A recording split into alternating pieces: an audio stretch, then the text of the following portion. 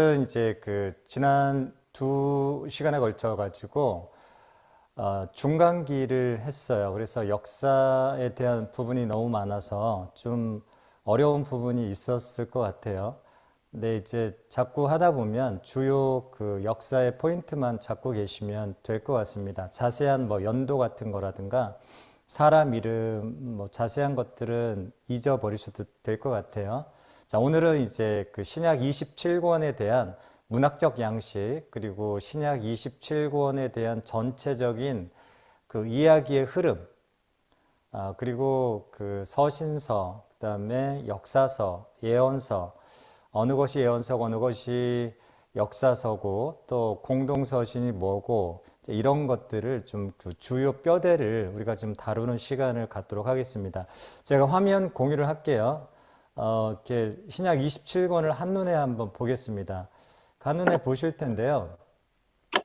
저걸 어떻게 외우지 하지 마시고 계속 반복적으로 할 거니까 이해를 자꾸 하시려고 하시면 될 것 같습니다. 부담 갖지 마시고요. 자, 여기 화면 보이시죠? 자, 거기 보시면 저랑 같이 역사서, 바울서신, 공동서신, 예언서 이렇게 네 분류되어 있는데요. 저랑 같이 한번 말로 따라서 해보겠습니다. 일단 외우려고 하지 마시고 말로 따라서 해볼게요. 자, 역사서가 5권입니다. 신약은 27, 39, 27이죠. 구약 37, 신약 27인데요. 자, 역사서가 5권입니다. 그 중에 공관복음서가 4권이죠. 같이 한번 해볼까요? 마태, 마가, 누가, 요한. 마태, 마가, 누가, 요한. 네, 그리고 역사서 마지막 사도행전인데요. 사도행전. 이렇게 해서 5권입니다. 그러니까 마태, 마가, 누가, 요한복음은 예수님의 사생애와 예수님의 공생애, 탄생부터 33년의 생애를 다루죠. 대부분은 3년의 공생의 사역을 다루고 있죠. 그래서 관점이 좀 다르다 뿐이지 똑같이 예수님의 33년의 생애를 다루고 있다는 것. 그래서 자전적인 그런 예수님의 생애를 다루고 있습니다.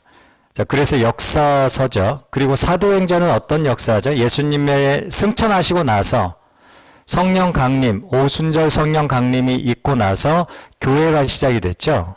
그렇죠? 교회가 어떻게 이 세상 가운데 특별히 유대와 예루살렘 그리고 좀 더 범위를 넓혀서 지금의 터키 지역, 소아시아 지역 1차 전도행이죠. 그리고 2차 전도행 유럽, 마게도냐, 고린도, 아테네, 베레아, 데살로니가 이런 지역들, 유럽 지역이죠. 지금의 유럽 지역이요. 자, 이렇게 로마까지 어떻게 교회가 확장되는가 이런 것들을 보여주는 것이 기행문의 형식을 취하고 있죠. 그래서 역사, 교회의 형성의 역사, 확장의 역사를 다루고 있는 게 사도행전이죠. 이렇게 해서 5권입니다. 마태, 마가, 누가, 요한, 우리가 사복음서라고 하죠. 공관복음은 마태, 마가, 누가까지입니다. 사복음서 하면 마태, 마가, 누가, 요한복음, 예수님의 생애를 다루고 있다.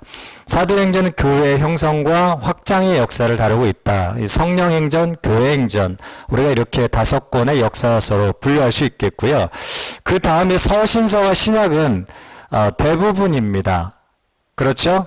노란색, 주황색 보시면 두 서신이라는 건 편지라는 뜻이죠. 네, 편지인데요.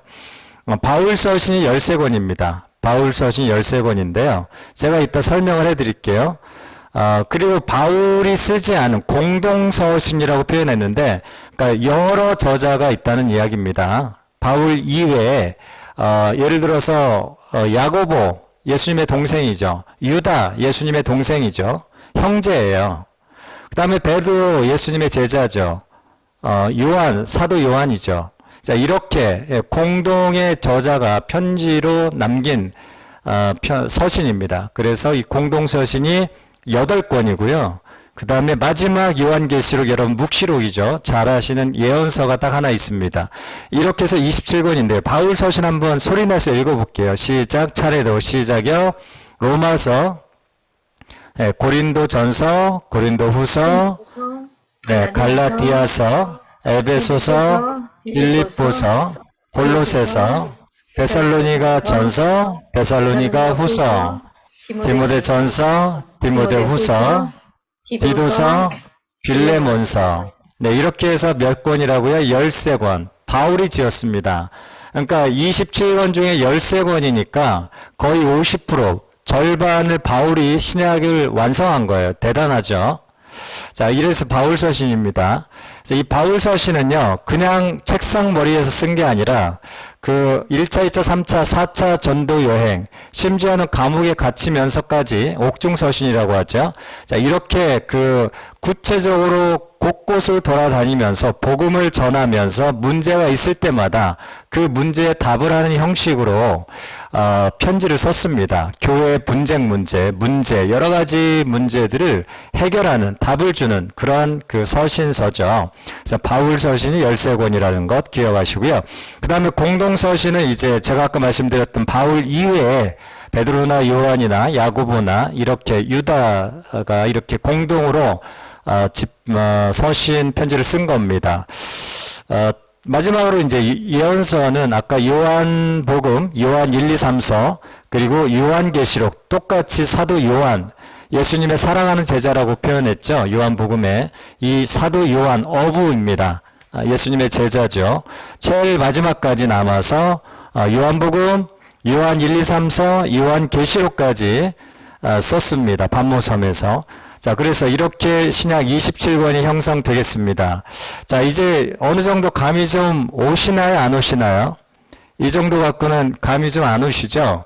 제가 그래서 여러분 쭉 넘어가셔서 지금 그 페이지로 말씀드리면 여러분 그 부교재, 성경이 교재고요. 여러분 그 어성경이 부교재입니다. 66페이지부터 99페이지까지입니다. 이해되셨죠? 66페이지부터 99페이지까지 오늘 다 할 거거든요. 엄청난 분량인데 제가 일목요연하게 짧게 한번 해보겠습니다. 자, 여러분 이 그림을 기억하세요. 이 그림. 여러분 종이와 그 다음에 펜을 하나 꺼내셔서 저랑 같이 그림을 그려가면서 한번 해보면 좋을 것 같습니다. 자, 하나만 더 보겠습니다. 자, 이렇게 하면 조금 더 덩어리로 보이니까 쉽죠? 역사서가 아까 뭐라고 그랬죠? 몇 권이요? 역사서 5권. 예수님의 행적, 그리고 교회 행적. 그렇죠? 5권이죠. 그 다음에 바울서신, 1차, 2차, 3차 전도 여행하면서 썼던 바울의 편지 13권입니다. 그리고 공동, 바울 이외에 야고보나 요한이나 베드로나 이렇게 공동 저자들이 이렇게 같이 편지로 썼던 내용들 8권입니다. 편지가 전부 다 해서 몇 권이죠? 13 플러스 8 하면요? 몇 권이에요? 21권이죠. 그쵸? 네, 21권. 그리고 마지막 계시록 1권. 이렇게 신약은 되어 있습니다. 그래서 절반 이상을, 거의 절반을 바울서신이 차지하고 있다. 자, 이 정도 덩어리를 이해하시고, 대충 이제 그 뼈대가 나오시죠? 자, 그러면 바로 넘어가세요. 이걸 한번 보겠습니다. 여러분, 이거요. 보이세요? 네.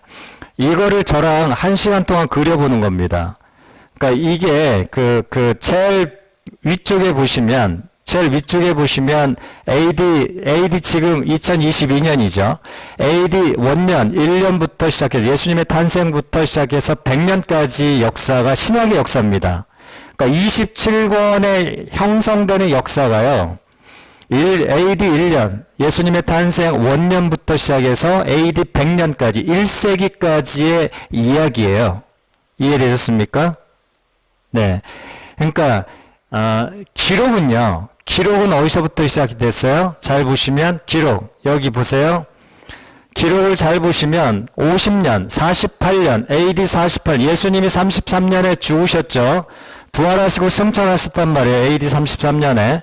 그리고 나서 한 20년이 지난 그 즈음에 50년, 48년부터 이제 서신서가 시작이 됩니다. 데살로니가 전서부터 시작이 되죠. 그렇죠? 그러니까 AD 한 근 50년부터 시작해서 몇 년까지 계시록 보세요. 계시록 쭉 올라가 보세요. 몇 년이죠? 95년. AD 95년 어간에 계시록이 기록이 되죠. 그렇죠? 그러니까 실제 마태, 마가, 누가, 요한, 계시록까지 기록한 연수만 보면 몇 년이에요? AD 1년부터 기록된 게 아니라 AD 50년부터 AD 100년까지 몇 년에 걸쳐서 기록이 된 거예요. 신약 27권이요.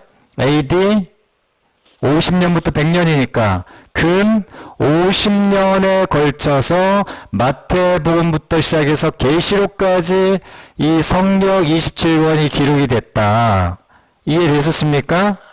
이해되셨죠? 제가 이거를 이야기로 하나의 이야기로 계시록까지 쭉 풀어가서 설명해 드릴 테니까 이걸 한번 그려보면 신약이 이래서 이거고 저거 이렇게 해서 언제 기록이 됐고 이것들을 대충 감을 잡으시면 오늘 수업의 목적은 완성되는 겁니다.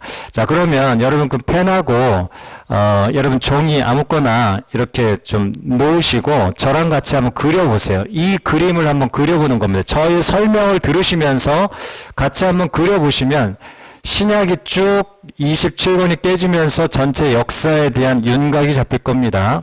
자, 그림을 한번 사선을 한번 쭉 그려보죠. 아유, 마음이 삐뚤삐뚤해졌나. 이 선이 이렇게 잘 안 그려지네요.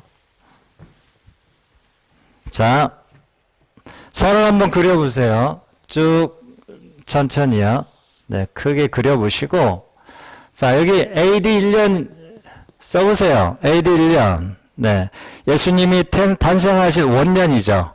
그 전까지는 BC였죠. 예, Before Christ, 예수님이 오기 전의 역사고 AD 1년 예수님의 탄생한 네, 원년입니다. 우리가 정확하게는 BC 4년에 예수님이 태어났다고 보는 거죠. 헤롯이 그 대헤롯 그 역사의 기록에 의해서 어쨌든 AD 1년이나 BC 4년 그 정도를 예수님의 탄생으로 잡는다면 신약은요 역사의 덩어리를 세 덩어리로 잡을 수 있습니다. 몇 덩어리요? 신약 27권은 몇 덩어리의 역사다? 세 덩어리의 역사다. 그러면 세 등분을 한번 해보세요. 예수 중심 역사를 제일 좀 짧게 잡으세요. 이렇게. 여기 그림에 보시면 거의 균등하게 있는데 실제 그려보면요. 예수 중심 역사 기간을 좀 짧게 하세요. 그 다음에 중간을 길게 잡으세요. 왜냐하면 거기다가 서신서 이름을 다 기록해 넣어야 되기 때문에 중간 사도행전 역사 기간을 제일 넓게 잡으십시오. 넓게 잡으시고요. 그 다음에 마지막 사도 요한 중심 역사 기간입니다. 자, 이렇게 박스 한번 해볼까요? 네.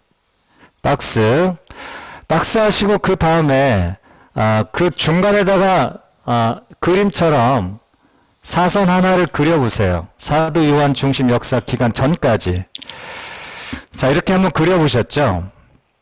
자, 그러면 세 덩어리의 역사가 어떤 역사인가 한번 첫 번째 역사를 한번 역사 원 첫 번째 역사 덩어리 신약의 역사 덩어리는요 뭘로 시작할까요? 예수님이 오심으로 시작하죠. 예수 중심 역사 기간입니다.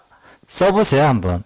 심심하니까 예수 중심 역사 기간 약간 입에 쩍쩍 붙지는 않는데 그러니까 예수님의 생애의 시간이다. 역사적인 예수님의 시간 몇 년이죠? 예수님의 역사 기간이요? 33년이죠. 그럼 여기다 써보세요. AD 33년이네요. 그쵸? 네, 총 33년의 예수님의 생애 기록이 역사가 지나가요. 자, 그러면 예수님의 33년 중에서 3년은 뭐고 30년은 뭐죠? 우리가 30년은 굉장히 작아요. 그쵸? 그 기록이 작아요. 자, 그래서 30년은 우리가 사생의 기간이라고 하죠. 사생이라 하니까 그 뉘앙스가 좀 이상한데 사적이다 할 때 공적이냐 사적이냐 할 때 사생애입니다.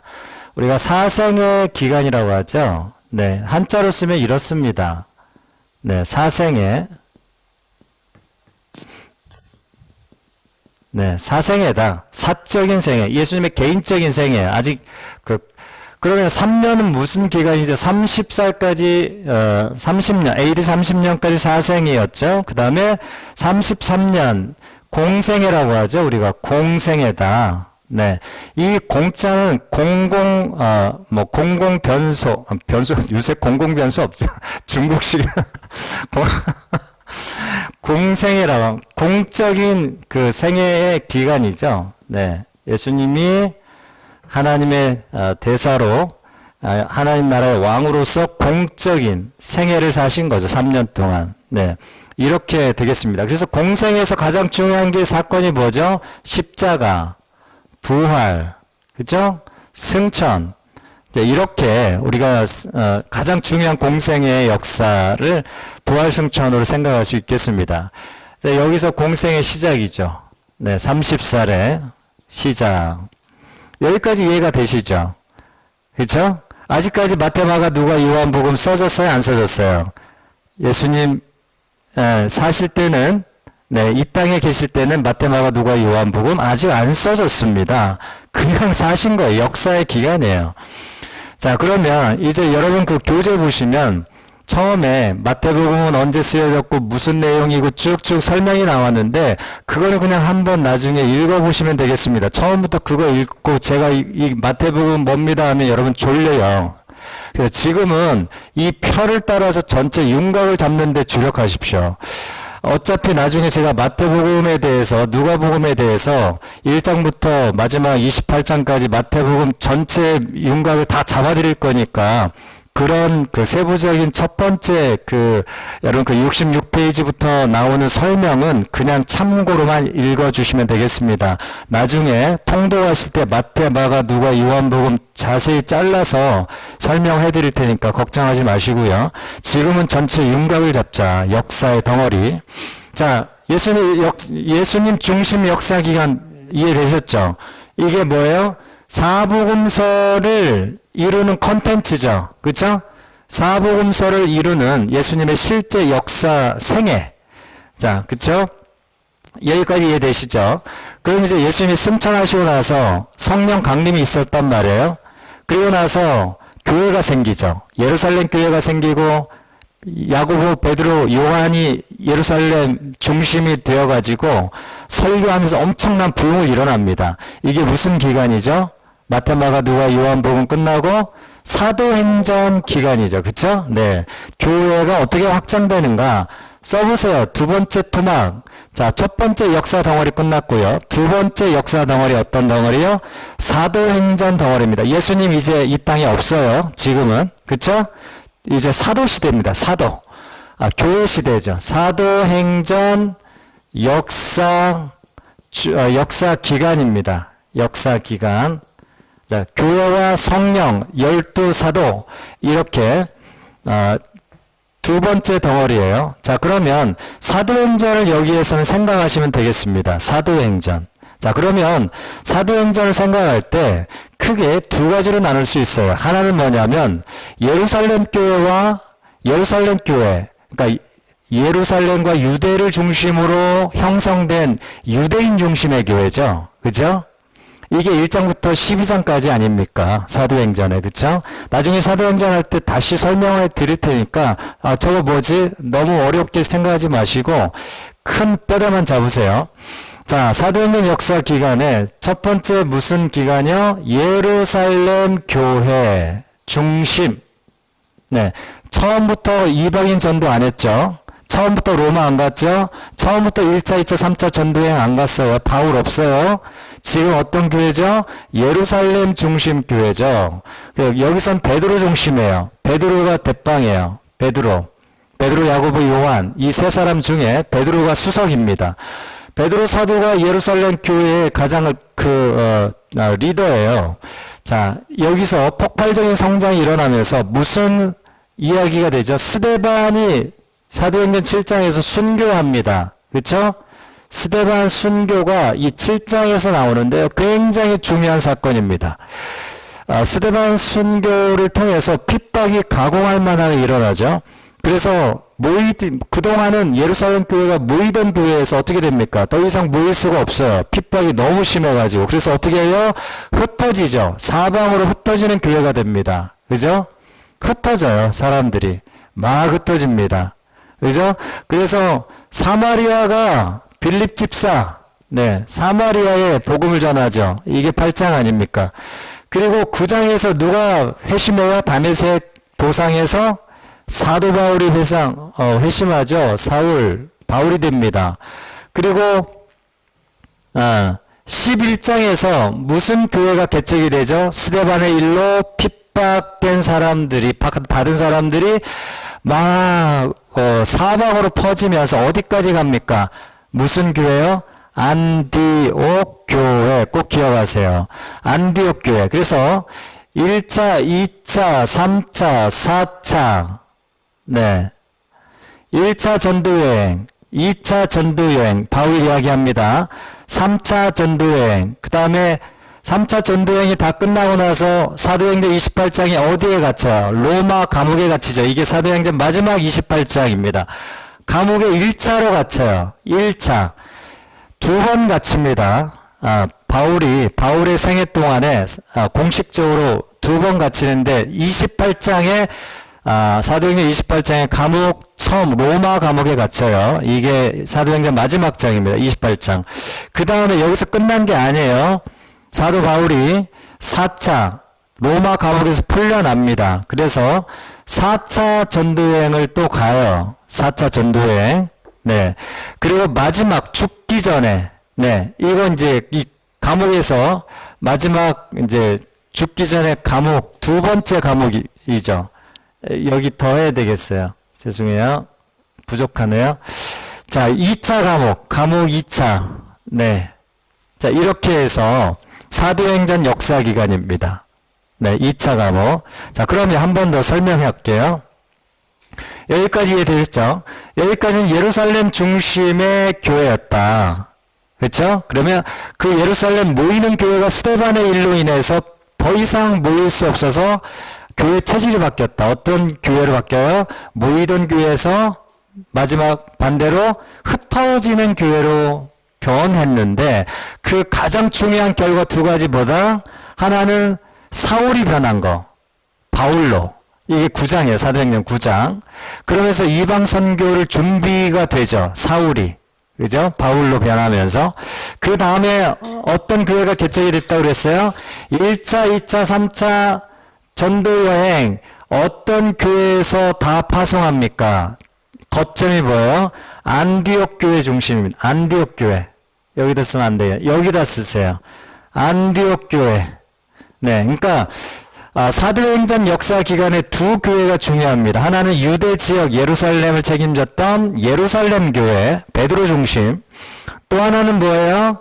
바울의 1차, 2차, 3차 전도행, 이방인을 전도하는 거점 교회, 안디옥 교회죠. 그게 스데반의 순교로 인해서 흩어졌던 사람들이 안디옥까지 와서 안디옥 교회를 개척하면서 생성된 교회입니다. 그러니까 이방인 중심이에요, 여기는. 그러니까 예루살렘 교회는 유대인 중심이고 베드로 중심이고, 자, 1차, 2차, 3차 전도행 안디옥 교회인데 이 안디옥 교회는 누구 중심이죠? 바울 중심이에요. 바울. 네. 더 이상 이제 베드로는 중심이 아니에요. 이때부터는 바울 중심이에요. 그 다음에 사역 대상도 바뀌어요. 이방인 중심이에요. 이방인 중심. 이해되셨죠? 네. 땅끝까지로 내 복음의 증인이 되리라. 이 말씀이 이제 이렇게 사도행전 역사 기간에 성취되는 거죠. 여기까지 이해되세요? 네. 이게 이제 사도행전 역사 기간인데, 그럼 전도여행을 몇 년도부터 시작했느냐? 대충, 여기 그 그림에 잘 보시면요. AD 몇 년부터예요? 48년이죠. 그쵸? 네. 48년이죠. 여기 1차 전도여행 48년쯤에 시작이 됐습니다. 마지막 3차 전도여행, 바울이 사도행전 20장에서 예루살렘으로 가면서 체포되는데, 여러분 몇 년 3차 전도여행까지요. 보시면 57년쯤까지 3차 전도여행을 합니다. 그러니까 1차 전도여행부터 3차 전도여행까지 몇 년의 시간이 걸린 거예요. 대략 근 10년의 시간이 걸렸다. 이해되셨어요? 네. 그러니까 이게 사도행전 13장부터 19장까지 나오는 1차, 2차, 3차 전도 여행이 10년의 기록입니다. 10년의 기록. 이 10년의 기록을 1차, 2차, 3차 전도여행을 하면서 많은 교회가 개척되고 교회에 문제가 발생하면서 뭘 보내요? 거기다가 편지를 보냅니다. 이게 바울서신이에요. 이해되셨어요?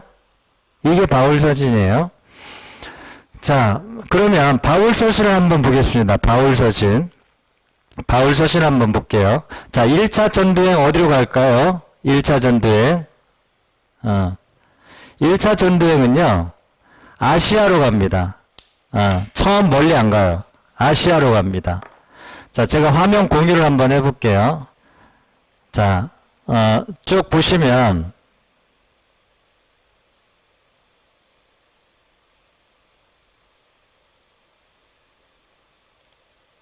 자, 보이세요? 이게 1차 전도여행입니다. 이거 1차 전도여행이야. 보이세요? 네. 여기 1차 전도여행 보시면, 여기 밑에, 여기 보세요. 제일 오른쪽 하단에 보시면 뭐가 나오죠? 예루살렘 나오죠. 유대인 중심 교회죠. 그죠? 베드로 중심 교회죠. 근데 그 북쪽으로 쭉 올라오시면 무슨 안디옥이 나와요? 수리아 안디옥. 제가 아까 말씀드렸던 1차, 2차, 3차 전도행의 거점 교회입니다. 안디옥 교회. 그러니까 여기에서 시작해서 이쪽 터키 지역, 소아시아 지역, 여기가 뭐냐면 십자가 있는 지역이 어디냐면요. 갈라디아 지방입니다. 그러니까 갈라디아가 어느 특정한 어떤 지역이 도시가 아니고요. 이고니온 더벨 루스드라 이쪽 넓은 지역을 차지하고 있는 요 지역이 갈라디아 지방입니다. 이해되셨어요? 그래서 소아시아 지역을 중심으로 해서 1차 전도행이 나온 거고요. 2차 전도여행은 어딜까요? 여러분, 1차 전도여행 끝나고 나서 예루살렘 총회가 있었죠. 구원의 문제. 이 구원의 문제가 예루살렘 총회가 열리면서 이방인들도 이제 하나님이 주시는 구원을 얻었다는 것을 법적으로 결정합니다. 이게 굉장히 중요한 이방인 선교에 있어서 이게 사도행전 15장에 나와요. 이해만 하세요. 자, 2차 전도여행은요. 아까 여기만 보셨죠? 오른쪽만 보셨죠? 1차 전도여행은 아시아 중심이고, 그러니까 간단히 기억하세요. 1차는 어디 중심? 소아시아, 터키 중심이고, 2차 전도여행은 어디로 가요? 여기 십자가. 여기 엄청난 붉은 십자가 있네요. 어디 중심이에요? 그러니까 화살표를 다 보지 마시고 제가 말한 거. 1차는 아시아 중심. 2차는 어디 중심? 여기 유럽 중심이야. 여기 빌립보 보이시죠? 이게 빌립보, 데살로니가, 이게 마게도냐 지역이에요. 드로아 환상 봤죠? 드로아. 마게도냐 사람들이 우리를 와서 도우라. 이게 사도행전 16장에 나오잖아요. 그쵸? 이게 유럽이에요. 유럽. 이게 전부 유럽이에요. 그러니까 에베소는 어디예요? 아시아 중심 도시고, 기억하세요. 아시아 중심 도시 에베소. 바로 맞은편이 어디예요, 여러분? 고린도죠. 이게 유럽 중심 도시예요. 마주보고 있죠? 외우기 쉽죠? 에베소 하면 아시아 중심. 고린도 어디 중심이요? 유럽 중심. 바다를 중심으로 해서 에베소는 아시아, 고린도는 어디요? 유럽. 네, 됐어요. 그래서 유럽 중심입니다. 그래서 이 바다를 중심으로 해서 아시아와 유럽이 나뉜다. 1차는 아시아, 2차는 유럽이다. 유럽 세 가지 도시를 기억하세요. 첫 번째, 빌립보로 이 관문이에요. 유럽의 관문. 루디아 장사 여기서 만났죠. 빌립보가 관문입니다. 마게도냐 관문이에요. 빌립보 교회를 개척하고요. 두 번째는 어디예요? 데살로니가 전서 후서. 이 데살로니가 교회를 개척합니다. 이해되셨어요? 세 번째는 아덴인데요. 여러분 지금 아테네입니다. 아테네. 이해를 했어요? 아테네, 그리스 아테네. 그 다음에 고린도 교회를 개척합니다. 이게 2차 전도여행 때예요. 그러니까 세 교회를 개척한 거예요. 2차 전도여행 때. 빌립보 교회 개척, 데살로니가 교회 개척, 고린도 교회 개척. 이렇게 빌립보, 데살로니가, 고린도 세 지역을 기억하세요. 아시아는 에베소를 기억하세요. 그리고 여기 이쪽 터키 동북부 지역, 여기 어디라고요? 갈라디아 1차 전도행이다. 1차 전도행. 2차 전도행 여기. 자, 됐죠? 네, 됐죠? 자, 3차 전도행도 어디게요? 에베소 거쳐서 3차 전도행도 빌립보, 데살로니가, 고린도 여기 갔던 데를 또 한 번 갑니다. 3차 전도행. 이해되셨어요? 네. 이게 3차 전도행 보세요. 에베소에서 한참 목회하다가 여기 다시 갔던 데 또 가죠. 빌립보, 데살로니가, 고린도. 이게 3차 전도행이에요. 이해되셨어요? 자, 대충 이렇게만 보시면 이제 나중에 사도행전 할 때 아주 자세하게 1차, 2차, 3차 전도행 거점 도시를 자세히 설명해 드릴 테니까 염려하지 마시고요. 자, 이해만 하시라 이 말입니다. 지금 이제 다시 한번 돌아와서요. 자, 그러면 한번 보겠습니다. 여러분 그 책을 대신 보세요. 책을. 여러분 그 책 몇 페이지냐면요. 여러분 책에 몇 페이지에 나왔냐면 몇 페이지 나왔죠? 책에 83페이지인가요? 몇 페이지 나왔어요? 94. 아니야. 4. 네, 맞아요. 네, 94페이지 나왔네요. 네, 94페이지 나왔어요. 자, 그러면 화면 공유를 끌게요, 제가. 이렇게 하면 좀 답답해서 제가 강의하는 게. 자, 94페이지를 펴놓고 그림을 보면서 저랑 같이 그림을 같이 그려 가보는 거예요. 여기까지 이해되시죠? 제가 아까 지도를 보여드린 이유는 대충 그 지형의 감을 잡으시라고 보여드린 겁니다. 자, 그러면요. 자, 1차 전도행 어디로 갔다고 그랬죠? 1차 전도행 어디로 갔다고 그랬어요? 다 까먹었죠, 벌써? 1차 전도행 어디로 갔어요? 아시아로 갔죠? 아시아 중에 어디요? 갈라디아 지방 중심으로 갔어요. 갈라디아 지방. 여기서 무슨 교회 개척했게요? 여기서 무슨 교회 개척? 갈라디아 교회를 개척했습니다. 갈라디아 교회 개척. 그쵸? 네. 자, 2차 전도여행 갑니다. 1차는 뭐 기록한 게 없어요. 성경 아직 안 나왔어요. 마태복음, 누가복음, 요한복음 아무것도 안 나왔어요. 데살로니가 전후서 바울서신 아무것도 안 나왔어요. 2차 전도여행 때부터 이제 바울서신이 기록됩니다. 정신 차리고 잘 들어보세요. 자, 2차 전도여행 어디로 갑니까? 2차 전도여행. 2차 전도여행 어디로 간다고 했죠? 아시아로 가려고 했는데 성령이 막으시죠. 비두니아 다시 아시아로 가려고 했는데 성령께서 드로아에서 환상을 보게 하죠. 그죠? 마게도냐. 아까 마게도냐 어디라고 했어요? 유럽이라고 그랬죠. 빌립보, 데살로니가, 베레아, 아테네, 고린도 이게 다 유럽이거든요. 마게도냐에 와서 우리를 도우라. 마게도냐가 유럽이거든요. 자, 그래서 2차 전도행 유럽입니다. 그래서 어디 교회가 개척이 되냐면 한번 읊어볼까요? 처음 마게도냐 북부 지역부터 관문 어디요? 빌립보 교회가 개척이 됩니다. 두 번째, 빌립보에서 조금 내려오면 그 다음 도시가 어떤 도시라고 했죠? 데살로니가 교회. 그렇습니다. 데살로니가 교회가 개척이 됐네요. 그 다음에 데살로니가에서 조금 내려오니까 베레아가 보여요. 베레아에서 좀 내려오니까 아테네가 보여요. 아덴이라고 하죠. 성경은 아덴이라고 하는데 지금 아테네입니다. 자, 아테네에서 조금 내려오니까 그 음란한 도시, 항구 도시, 그러니까 에베소, 아시아의 에베소와 맞은 편에 있었던 엄청난 그 문화와 경제, 항구 도시, 어떤 도시야? 고린도 교회가 개척이 됩니다. 그러니까 2차 전도여행 때 수지 맞았어요. 교회가 세 군데가 개척이 됩니다. 어디요? 다 유럽 지역입니다. 빌립보 교회 개척, 데살로니가 교회 개척, 고린도 교회 개척. 이게 사도행전에 다 나와요. 자, 그러면 2차 전도여행 때 엄청난 교회가 개척이 됐는데, 자, 그러면 고린도에 있다 보니까 바울이 고린도에 갔어요. 고린도에 갔는데 고린도에서 어떤 소식을 듣냐면요. 디모데를 통해서 디모데와 신라를 통해서 같이 동역했던 2차 전도행 때 같이 동역했던 사람이 신라와 디모데거든요. 자, 디모데와 신라를 통해서 데살로니가 교회에 문제가 생겼다는 소식을 고린도 제일 밑에 지방에서 듣습니다. 어떤 문제가 생겼게요?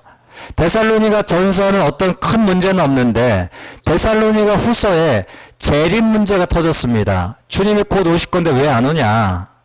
그런 재림에 대한 엄청난 그 교회 그 분쟁이 생겨요. 그래서 이 재림에 대해서 바울이 답변을 해줘야 됐습니다. 이게 고린도 후서예요.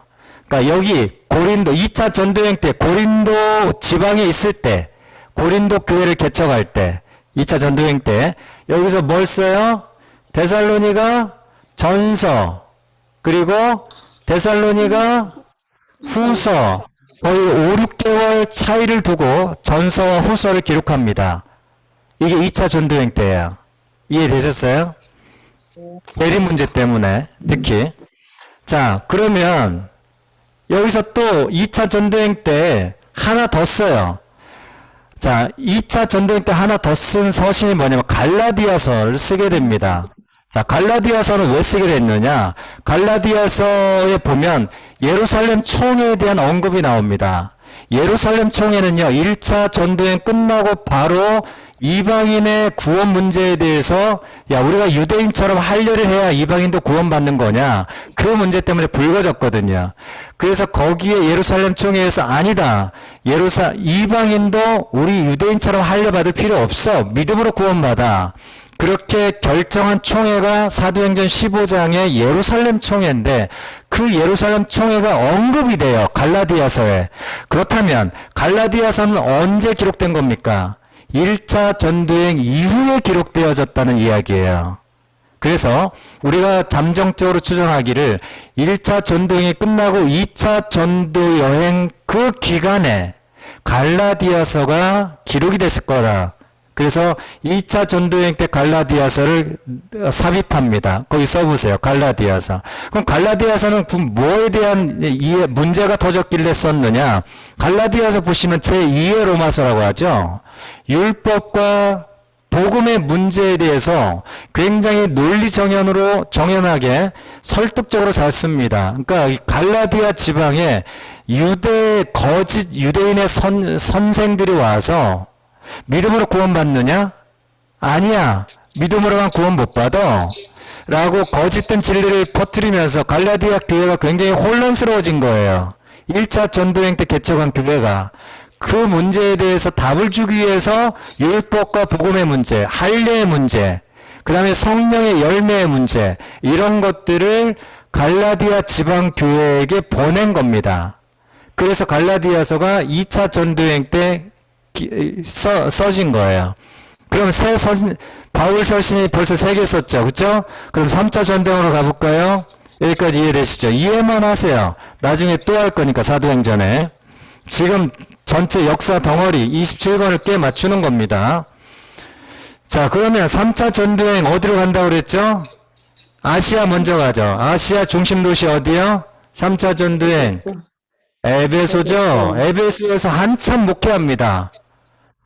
거기서 한참 목회하고 있는데 어떤 소식을 듣냐면 고린도 교회 언제 개척됐죠? 고린도 교회 2차 전도행 때 고린도 교회가 개척이 됐는데 갓 개척된 교회에게 문제가 엄청 많아진 거예요. 에베소에서 아시아에서 목회하고 3차 전도행하고 있는데 세 사람이 찾아왔어요.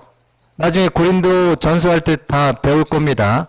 세 사람이 찾아와요. 우리 음란 문제, 우상 문제, 근친 상간 문제 너무 많았다. 성령 문제, 은사 문제 너무 많은 문제가 막 생긴 거예요. 이거에 대해서 답을 해줘야 돼요. 그래서 뭘 씁니까? 에베소 도시에서 3차 전도행 때 뭘 쓰겠어요? 고린도 교회에게 보내는 고린도 전서. 그렇죠. 고린도 전서를 쓰게 돼요. 자, 고린도 전서를 이제 보냈는데 고린도 교인들이 딱 받아보고는 거기서 회개를 한 게 아니라 어떻게 했어요? 거기서 무슨 문제를 이야기하냐면 고린도 전서 쓰죠? 네, 전서 썼어요. 보냈어요. 고린도 교인들이 회개해야 되는데 거기서 어떤 반격을 하냐면 바울은 사도가 아니다. 사도권 문제로 바울을 심각하게 인신 공격을 합니다. 자, 사도 문제가 터졌어요. 그래서 고린도 교회 교인들이 바울은 사도가 아니다. 그러면서 사도 바울이 거기에 엄청난 상처를 받습니다. 그래서 무슨 편지를 쓰냐면요. 눈물의 편지를 씁니다. 이건 성경에 없어요. 그냥 써보세요. 눈물의 편지를 써요. 이건 성경에 없어요. 성경에 없어요. 눈물의 편지 씁니다. 고린도 후서 2장 나와요. 지금 시간이 없어서 다 못 찾아봐요. 나중에 찾아볼게요. 자, 눈물의 편지를 썼는데, 눈물의 편지를 쓰고 나서 에베소에 폭동이 일어납니다. 바울이 있는 그곳 에베소에 폭동이 일어나서 더 이상 있을 수가 없어요. 그래서 바울이 어디로 피신합니까? 유럽 마게도냐로 피신합니다. 마게도냐에서 피신했는데 거기서 누구를 만나느냐? 디도를 만납니다. 디도를 만나서 무슨 소식을 들어요? 고린도 교회가 눈물의 당신의 사도 바울 당신의 편지를 듣고 보고 읽고 회개했다. 너무 감사한 거야. 너무 감사하다. 그래서 무슨 편지를 써요? 고린도 후서를 씁니다. 그래서 고린도 후서를 써요. 자, 여기다 고린도 후서. 그러니까 눈물의 편지를 받고 그게 성경이 됐다면 참 고린도 3서가 될 건데, 자, 눈물의 편지는 성경이 없다. 그래서 고린도 후서, 회개한 것에 대한 너무 그 감사의 편지를 쓴 것이 고린도 후서입니다. 그래서 고린도 후서는요, 바울의 사도의 개인적인 문제, 개인적인 감정이 굉장히 많이 드러나 있습니다. 히브리 중에 히브리인이요, 나면서 그 바리새인이요, 이런 개인적인 그 어필하는 게 굉장히 많이 나요. 그래서 많이 나온 겁니다. 고린도 후서가 3차 전도행 때 쓰게 되죠. 그 다음에 3차 전도행 다 끝났어요. 자, 1차, 2차, 3차 전도행 다 끝났는데, 자, 3차 전도행, 자, 지방방송 꺼주시고요. 자, 고린도, 자, 로마서, 네. 지방방송. 자, 고린도 후서가 끝나고 1차, 2차, 3차 전다 끝나고 나서 어디로 갑니까? 하나님이 어디로 가라고 그래요, 바울한테? 네가 로마도 가야 하리니. 로마에 대한 비전을 갖죠. 그래서 로마 전도 여행을 계획하고 있는데 돈이 없는 거예요. 후원교회가 필요한 거예요. 근데, 로마에 가기 위해서는 로마 교회가 이미 있었어요. 그 로마 교회의 후원을 받으면 너무 좋은 거예요. 그래서 로마서를 씁니다. 어디서 쓰게요? 고린도에서 씁니다. 이게 사도행전 20장에 나와요. 고린도에서 씁니다. 1차, 2차, 3차 전도행 다 끝나고 예루살렘 가기 전에 석 달 헬라에 머물면서, 겨울이에요. 파도가 많이 쳐가지고 예루살렘 배를 못 띄웠어요. 그래서 꼼짝없이 이 고린도에 머물게 됐는데 파도 때문에 겨울에 3개월 동안 머물렀어요. 그 3개월 동안 머무는 동안 뭐를 썼느냐? 그때 로마서를 쓴 거예요. 로마서. 그래서 로마서의 내용이 뭡니까? 여러분 잘 아는 것처럼 율법과 복음의 관계. 자기가 전하려고 하는 복음이 어떤 내용인지에 대해서 로마 교인들에게 어필해야 될 거 아니에요. 그래 안 그래요? 내가 전하려고 하는 복음이 이런 복음이다. 로마 교회하고 바울은 전혀 상관이 없어요. 로마 교회하고 전혀 상관이 없어요. 그래서 안면 부지의 로마 교회 성도들에게 자기를 소개하고 후원을 읍소하고, 그러니까 후원을 이렇게 부탁하고, 그 다음에 내가 전하려고 하는 복음은 이런 복음이다. 라고 하는 것을 논리정연하게 논문처럼 썼던 복음서가 뭐다? 편지가 뭐다? 로마서다. 그래서 로마서를 써요. 네. 그래서 이 3차 전도행 때 새 고린도전서, 고린도후서, 로마서를 쓰게 됩니다. 여기까지 몇 권 썼어요, 지금? 6권 썼죠? 6권. 예, 6권 썼어요. 자, 그래서 이제 어디로 갑니까? 로마로 가려면 예루살렘 거쳐 가야 되죠. 자, 고린도에서 배 타고 예루살렘 갔어요. 예루살렘 가자마자 예루살렘 왜 갔냐면요. 헌금 전달하러 갔어요. 그러니까 이 바울이 개척한 교회에서 예루살렘에 흉년이 들었다니까, 예루살렘 교회가 어렵다니까 헌금을 보낸 거예요. 예루살렘 교회 전달해줘라. 그래서 그 헌금을 가지고 예루살렘 가자마자 어떻게 됐어요? 체포당했죠. 체포당했죠. 이게 사도행전 20장이에요. 자, 체포당해서 첫 번째 감옥에 갇힙니다. 여러분 책 94페이지 그 책 그림 보면서 써보세요. 감옥 1차 갑니다. 이게 사도행전 28장 로마 감옥에 2년 동안 갇히면서 복음 전한 거예요. 자, 그러면 감옥에서 복음 전하면 우리가 그 서신을 뭐라고, 어떤 서신이라고 그래요? 옥중 편지라고 하죠. 그쵸? 그래서 옥중 서신입니다. 4가지 서신이 나와요. 거기 한번 써보세요. 첫 번째 무슨 서신? 골로새서. 그 다음에 어떤 서신이요? 빌레몬서. 자, 골로새서와 빌레몬서는 왜 쓰게 됐냐? 감옥에 갇혀 있다가 보니까 누구를 만난 거예요? 거기서 어떤 놈을 만난 거예요? 주인 돈 먹고 튄 놈을 만난 거야. 그게 누구예요? 빌레몬이잖아요. 빌레몬이 노예거든요. 빌레몬이 노예가 아니고 죄송합니다. 오네시모가 빌레몬의 노예였는데 거기서 그 돈 먹고 튄 노예 오네시모를 만난 거예요. 그래서 바울을 만나고 감옥에서 엄청 변화됐거든요. 그래서 이 오네시모를 용서해줘라. 빌레몬에게 편지를 보낸 게 빌레몬서예요. 그리고 골로새서는 왜 썼느냐? 빌레몬이 무슨 교회를 담당하고 있어요? 골로새 교회를 담당하고 있어요. 목회자예요. 그래서 골로새서와 빌레몬서는 서신 편지 받는 장소가 두 군데에 한 군데예요. 한 군데예요. 골로새 교회를 담임하고 있는 빌레몬에게 오네심을 용서해라. 빌레몬서. 이해되셨어요? 골로새서와 빌레몬서는 같은 장소다. 골로새 교회. 이해되셨죠? 네. 그 다음에 골로새 지역에 바로 옆에 붙어 있는 게 뭐예요? 에베소 지역이에요. 아까 에베소 지역.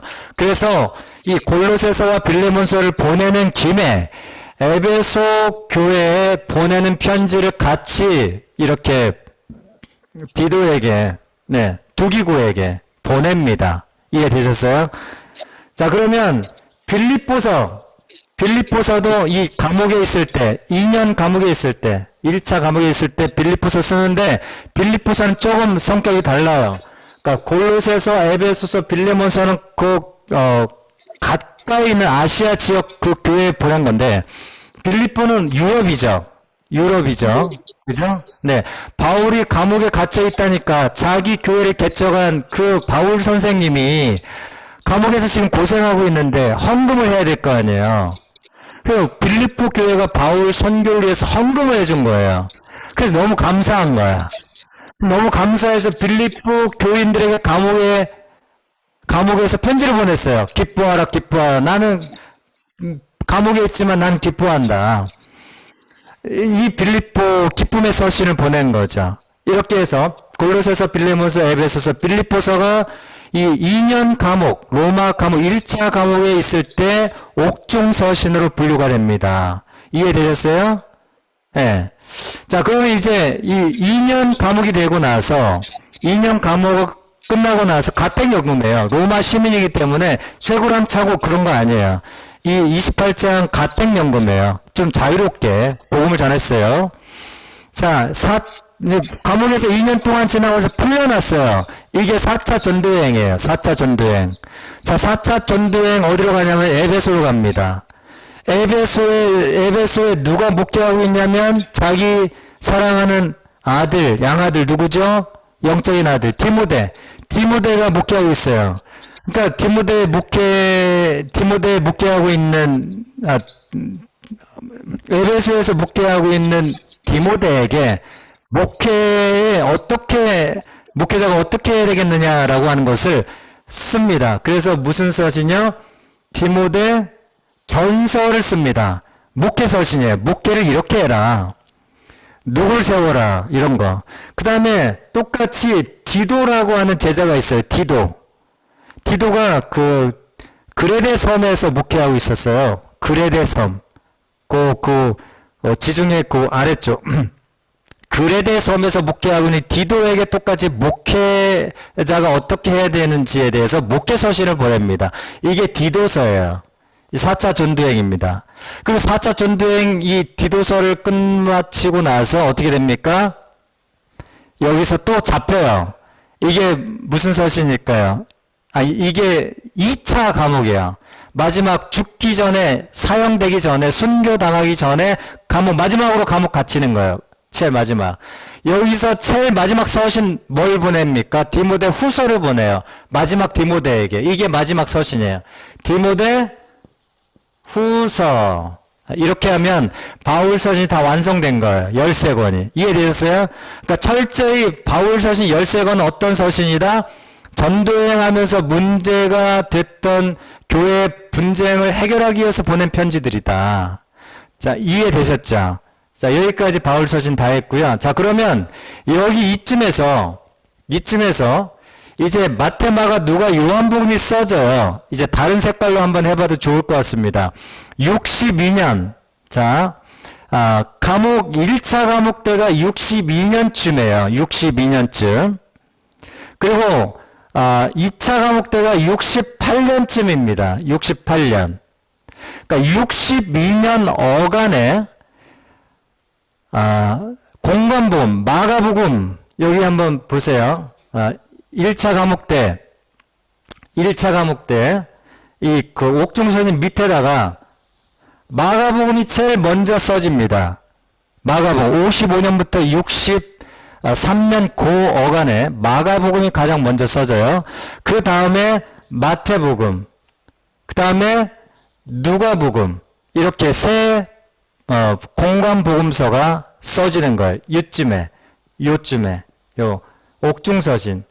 62년 고 어간에. 이해되셨어요? 그러니까 이 공관복음이 언제 쓰여진 거예요? 33년 예수님이 승천하시고 나서 몇 년의 시간이 흘렀어요? 33에서 60년, 62년. 대충 30년 지난 즈음에 마테마가 누가복음이 쓰여졌다. 이해되셨습니까? 네, 이렇게 생각할 수 있겠습니다. 자, 그래서 그리고 63년 이후쯤에, 그러니까 감옥에서 풀려날 쯤, 그리고 4차 전도행 시작될 쯤 해서 사도행전이 역시 함께 기록이 됩니다. 그러니까 누가복음과 사도행전은 저작 하나죠. 누가 썼어요? 누가 썼습니다. 네, 누가복음은 누가가 썼어요. 사도행전하고 누가복음 같이 썼죠. 누가가. 네, 의사죠. 네, 이방인입니다. 유일하게 이방인이에요. 그리고 마가복음은 어떤 사람이에요? 바울의 생질이죠. 1차 전도행 중간에 포기한 사람이죠. 마가의 다락방에 그 마가입니다. 이해되셨어요? 네. 그러니까 베드로에게 들어가지고 예수님의 생애를 썼어요. 예수님의 직접 제자가 아니에요. 다시 말하면 마가복음은 자기가 경험한 예수를 쓴 게 아니고요. 베드로에게 들어서 쓴 거예요. 이해되셨습니까?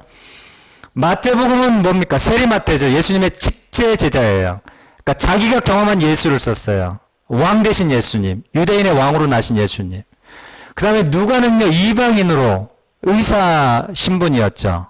네. 사도행전을 같이 썼습니다. 자, 이렇게 해서 마가복음, 마태복음, 누가복음, 누가복음 이 감옥 1차 감옥과 4차 전도행, 그리고 감옥 2차 감옥 때 요 어간에 쓰여졌다. 우리가 이렇게 생각할 수 있겠고요. 특히 4차 전도행 요쯤에 65년 요 어간에 공동서신이 같이 쓰여집니다. 공동서신. 한번 볼까요? 공동서신 뭐가 있죠?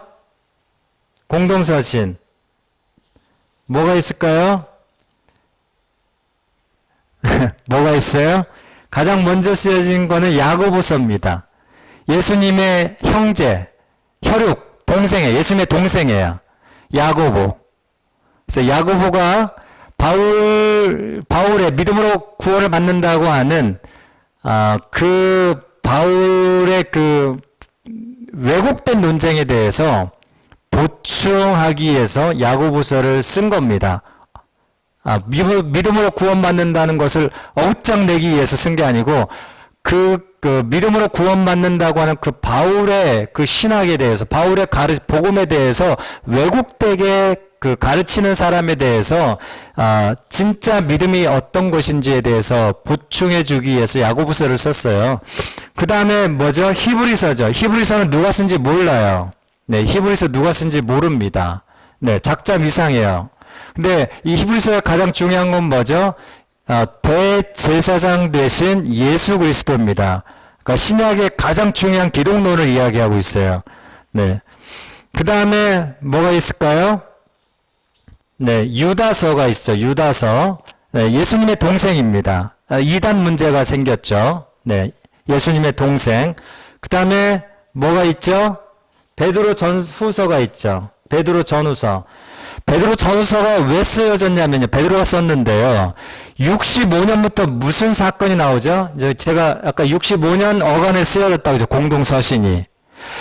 이 65년의 로마 황제가 누구냐면 기억하세요? 여러분 그 예전에 유머 1번지에 나왔는데 그 최양락 씨가 네로 황제 기억나세요?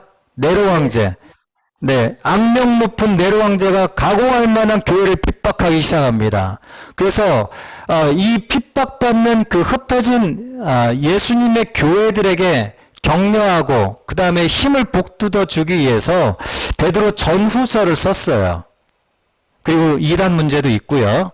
자, 중요한 것은 흩어진 고난받는 나그네 교회들에게 크리스천들에게 격려하기 위해서 썼다는 거. 베드로 전후서가 쓰여집니다. 그래서 그 다음에 유다서 이렇게 해서 야고보서, 히브리서, 유다서, 베드로 전후서 이렇게 쓰여집니다. 됐죠? 여기까지 공동서신 이렇게 쓰여졌어요. 자, 그 다음에 여기가 이게 뭐예요? 가장 중요한 사도행전 역사기관이에요. 이게 사도행전 역사기관. 대부분 80% 이상은 어디에서 쓰여졌어요? 사도행전 역사기관에서 쓰여졌어요. 이해됐어요? 여기 48년부터 근 70년까지 요한 20년 어간에 걸쳐서 거의 80% 이상의 신약 역사가 다 쓰여집니다. 마지막 역사 덩어리 좀 힘냅시다. 5분 안에 끝일게요. 마지막 덩어리 뭘까요? 사도 요한. 이제 마지막 남았어요. 자, 여기 70년에 중요한 게 나옵니다. 70년, AD 70년에 어떤 사건이 나오냐면요. 로마에 의해서요. 예루살렘 성전이 완전히 다 회파됩니다. 예루살렘 성전 파괴. 네. 예루살렘 성전 파괴. 그리고 나서 이제 교회가 굉장히 그 핍박의 그 강도가 세져요. 65년 네로 황제부터. 자, 그래서 사도 요한이 이제 예수님의 사랑하는 제자죠. 사도 요한이 이게 이제 70년 예루살렘 성전 파괴를 시작해서 80년, 90년, AD 100년. 지금 AD 몇 년이죠? AD 2022년이죠. 네. 자, 이 100년 어간까지 사도 요한이 유일하게 살아남아요. 그러니까 여기 2차 감옥에서 누가 죽어요? 베드로 순교, 사도 바울 순교. 여기 70년 전에 다 죽어요. 이해되셨습니까? 그러니까 70년 이후는 사도 요한만 남아서 기록합니다. 요한계시록 기록했던, 요한복음 기록했던, 요한 1, 2, 3서 기록했던 사도 요한. 그래서 여기는요, 중요한 게 여기 그 요한복음입니다. 요한복음은요, 이때 기록한 게 아니에요. 요한복음은 85년부터 95년 이 어간, 그러니까 보통 90년 초반으로 우리가 잡고 있습니다. 그러니까 핍박의 시대에 기록한 게 이 요한복음이에요. 결이 달라요. 그래서 공관복음, 마테마가 누가 요한복음 안에 많이 없는 내용들이 요한복음의 대부분 80% 이상을 차지하죠. 그러니까 갈릴리 어부 출신이에요. 예수님의 직제자예요. 예수님을 경험한 자예요. 자, 그래서 요한복음을 쓰고요. 그 다음에 요한 1, 2, 3서 예, 공동서신이죠. 1, 2, 3서 공동서신 1, 2, 3서 쓰죠. 사랑이 무엇인지, 성육신 예수 그리스도의 아가페적인 사랑에 대해서 이야기합니다. 그 영지주의가 이때 굉장히 활발하게 일어나면서 예수님의 그 성육신을 강조해요. 그 영지주의가 영적인 것은 굉장히 선하고 육적인 것은 굉장히 부정하고 멸해야 될 것으로 생각을 하기 때문에 예수님의 성육신적인 아가페적 사랑에 대해서 강조를 합니다. 그 다음에 마지막 AD 95년 어간에 도미티안 황제 기억하세요. 도미티안 황제. 아까 65년에 베드로가 네로 황제 그 핍박받을 때 썼다고 그랬죠. 95년 어간에 도미티안 황제는요, 네로 황제보다 한술 더 떴어요. 이때 기록한 서신서가 뭐다? 예언서가 요한 계시록이다. 계시록. 그래서 계시록을 왜 썼겠습니까, 여러분? 그 아시아 7교회 1, 2, 3장에 2, 3장에 나오잖아요. 그 핍박받는 교회에게 교회가 승리했다. 결국은 로마 이 정부는 망할 것이다. 바벨론은 망할 것이다. 이 메시지가 1차적인 메시지예요. 그러니까 의협과 공포를 주기 위한 책이 아니고 알레고리컬 해석이 아니고 어떤 거요? 미래를 보여주지만 1차적으로는 어떤 거요? 지금 핍박받고 있는 그 아시아의 7교회를 중심으로 해서 그 당시에 그 도미티안 황제 안에서 도미티안 황제가 그래서 666이에요. 666이 베리칩 이런 헛소리 하지 마시고 666 이런 베리칩 이거 다 잘못된 가르침입니다. 이 다 헛소리예요. 제가 좀 세게 말합니다. 이게 다 헛소리입니다. 이 666이라고 하는 것, 이 모든 그 숫자 암호, 너무 핍박이 심하기 때문에 다 숫자 암호화 시킨 거지, 그것을 알레고리컬하게 해석하시면 안 돼요. 자, 그래서, 적그리스도가 그 당시에 도미티안 황제입니다. 그러니까 확대시켜보면, 적그리스도가 지금 우리에게 이제 더 많아지겠죠. 그래서 그 당시 핍박받는 교회들에게 힘과 소망과 이 순교의 시간을 잘 극복할 수 있도록, 잘 인내로 지나갈 수 있도록 힘주기 위해서, 소망 주기 위해서 쓴 예언서가 뭐다? 요한계시록이다. 이해되셨죠? 네. 그래서 결국은 신약 27권은 여기 잘 보세요. 여기. 네. 2차 전쟁 때부터 시작해서, 그러니까 다시 말하면 50년 어간, 100년까지, 이 50년 어간에 걸쳐서 27권이 기록됐다. 이해되셨죠? 네, 이렇게, 신약 27권을 설명할 수 있겠습니다. 여기까지요. 네, 그림을 한번 여러분 직접 그려보시고, 다음 주에는 뭘 하냐면요. 예수님의 그 마테마가 누가 요한복음에 그 3년의 시간인데 관점이 다르다 보니까, 어떤 데는 똑같은 사건이 기록된 게 있고, 어떤 사건은 누락된 게 있고, 들쑥날쑥이잖아요. 예수님의 그 3년의 시간표를, 그러니까 주로 3년의 시간표인데 3년의 시간표를 하나의 시간표로 이렇게 한번 짜 맞춰보는 시간을 갖고 그 다음 주부터, 그러니까 다음 주는 그 예수님의 3년의 시간표를 시간 순서대로 한번 쫙 그려보고, 그리고 그 다음 주부터 이제 마태복음, 누가복음, 요한복음 이렇게 통독을 시작하면서 하겠습니다. 제가 이렇게 여기 그 책대로 하지 않겠습니다. 통독을요. 왜냐하면 정신이 없어요. 마태복음 있다가 누가복음 있다가 요한복음 있다가 이렇게 막 쫙 맞춰서 조각조각 읽다 보면, 그렇게 읽어보면 좋은 점도 있는데 너무 정신이 없어요. 그래서 다음 1시간에 걸쳐서 예수님의 3년의 시간표를 통으로 한번 짜보는 것으로 딱 끝이고, 마태복음 1장부터 28장 전체 내용을 한번 마태복음만 딱 공부해서 읽어보고 마가복음만 딱 읽어보고 이렇게 가보겠습니다. 그러니까 다음 주부터 통독 시작한다는 거.